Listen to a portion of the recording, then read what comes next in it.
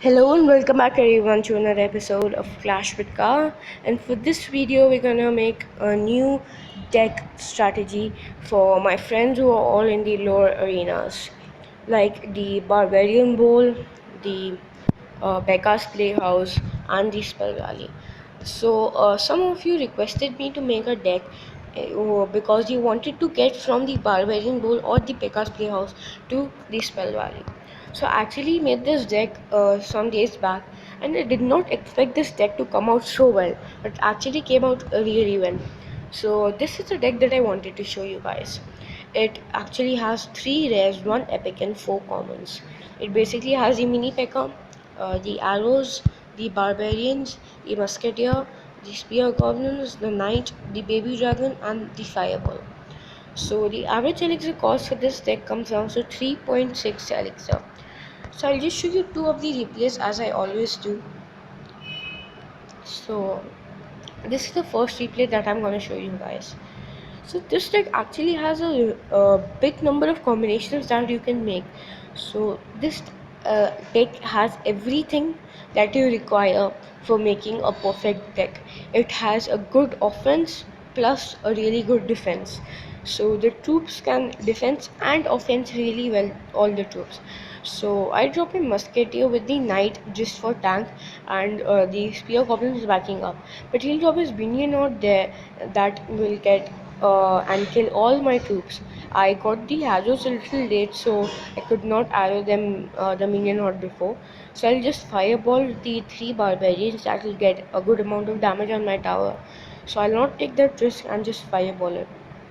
So we both got about the same amount of damage on our towers, and that is pretty decent because in the starting you get 2184 health, as you can see. So I'll again go for a push, but he drops his wizard there.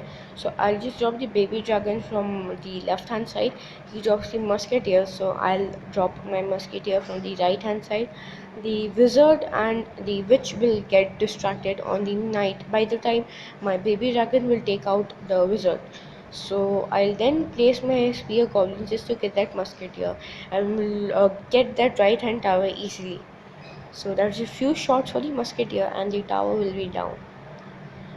So he'll try and make a push because he has the hog on hold. As you can see, he has the mirror card. He has not used the mirror, I guess, till now. So I'll just go with push. As I told you, you don't have to wait for making pushes with this deck. You can just make a push whenever you want and whenever you feel that he will not have good cards to defend. So I'll just arrow those minions this time, and then he places his witch. So I'll just drop my mini P.E.K.K.A from the right hand side. He drops his barbarians to distract my troops, and he did a good job, but I'll take that left hand side tower easily. So I'll again place my musketeer there just to get some damage on the left front tower as well as the king tower. I place my barbarians there just to distract that musketeer and that wizard. So he has a double musketeer coming, actually a single one because the first one does not have any health. So I'll just fireball the hog and the muskets, and then he places his spear goblins at the back with the wizard. I placed the knight, baby dragon and the spear goblins just to counter them with the barbarians in front, giving a little bit of tank.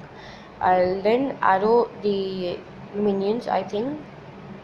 Okay, I don't arrow them this time, sorry. But I placed these fireball there and tried to get a 3 round win, but unfortunately because of time I could not. So you'll mostly get 2 or 3 round victories with this deck. Uh, Mostly you'll get 2 or 3 crown wins, as I told you, and very less of 1 crown wins. But for this, you need to know how to drop your cards, where to drop your cards, and when to drop your cards. You should have the basic idea how to use them perfectly and how to gain the most out of them and the best out of them. So I'm playing this battle against a level 7. He drops his wish from the right hand side, so I'll just drop a spear goblins. Uh, Try and kill the Laris. He then drops a giant skeleton and the rage spell. So I'll try and counter it with my musketeer, but the bomb that comes after the death of the giant skeleton is does a really good damage to the troops that are trying to kill it. So I'll then place the barbarians to counter the hog, but he freezes my barbarians, and the witch will really get a good amount of damage. So I'll just place a knight for tank and then the mini P.E.K.K.A behind them.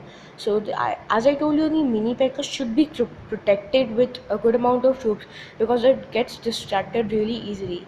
But once it just touches the tower, as is Big Daddy, just like the P.E.K.K.A, Big P.E.K.K.A, they do a really good damage to the towers. So that barbarian and the mini P.E.K.K.A got the right hand tower really easily. So I'll try and make another push from the left hand side. I know he'll have the giant skeleton on hold, but I'll just not think about that and make that push.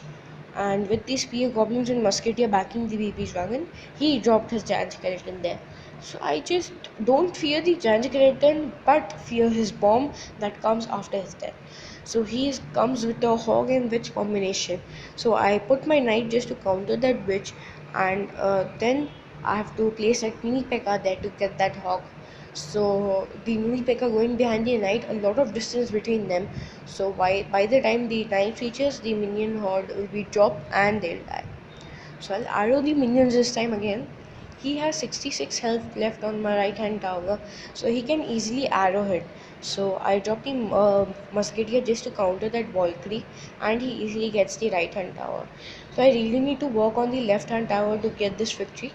So I dropped my baby dragon and then dropped my spear goblin on the right hand side. This time not dropping any more troops just to not get them killed, but the knight to distract the skeleton.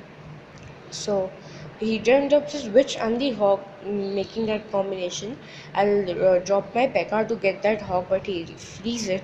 This is a really helpful for me because by the time the P.E.K.K.A will be released from the freeze, will be unfreezed actually.